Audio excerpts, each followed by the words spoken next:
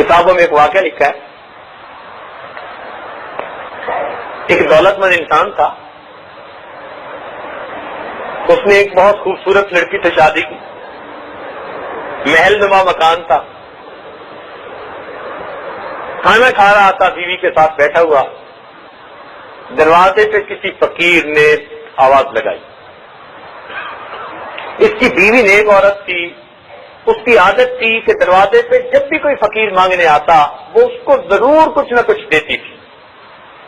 تو جب اس نے صدا لگائی تو بیوی نے پوچھا کہ آپ اجازت دیں تو میں ایک روٹی فقیر کو دے آتی ہوں۔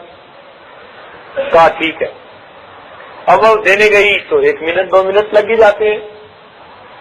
تو جب واپس آئی تو اس کا موڈ بڑا اپ سیٹ تھا، برسنا شروع کر دیا، یہ لوگ کمینے اور ذلیل ہوتے ہیں، مانگنے آ جاتے ہیں، کام نہیں کرتے، کماتے نہیں، فلاں نہیں کرتے۔ اس نے تو جنرلی فقیروں کے اوپر برسنا شروع کر دیا۔ اب کچھ ہوتے معذور ہیں، مجبور ہیں، ہر ایک کے حالات ایک جیسے تو نہیں ہوتے، لیکن اس کی تکبر کی یہ باتیں اللہ رب العزت کو ناپسند آ گئی۔ ہوا کیا کہ کچھ عرصے بعد کاروبار کے اندر نقصان ہونا شروع ہو گیا، جو کچھ ریسورسز تھے نا ریزرو، وہ سب ڈپلیٹ ہو گئے، ختم، حتیٰ کہ ایک وقت آیا کہ مکان بھی بیچنا پڑ گیا۔ پھر ایک وہ وقت آیا کہ یہ اپنی بیوی کو بھی سپورٹ نہیں کر سکتا تھا، بیوی کو بھی کہا کہ میری طرف سے طلاق ہے، تو اپنے ماں باپ کے گھر جا کر۔ اتنے حالات برے ہوئے، لڑکی ماں باپ کے گھر آ گئی، 1 سال اپنے اس گھر پہ رہی، خوبصورت تھی، خوبصیرت تھی۔ 1 سال کے بعد پھر اس کے رشتے کا پیغام آیا، ماں باپ نے رشتہ کر دیا۔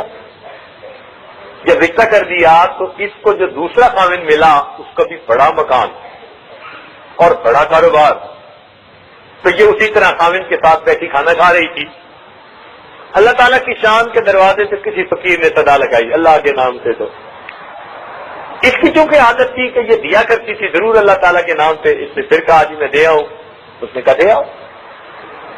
یہ گئی دینے کے لیے، جب اس نے دروازہ کھولا اور فقیر کو روٹی دینے لگی تو اس نے چیخ ماری،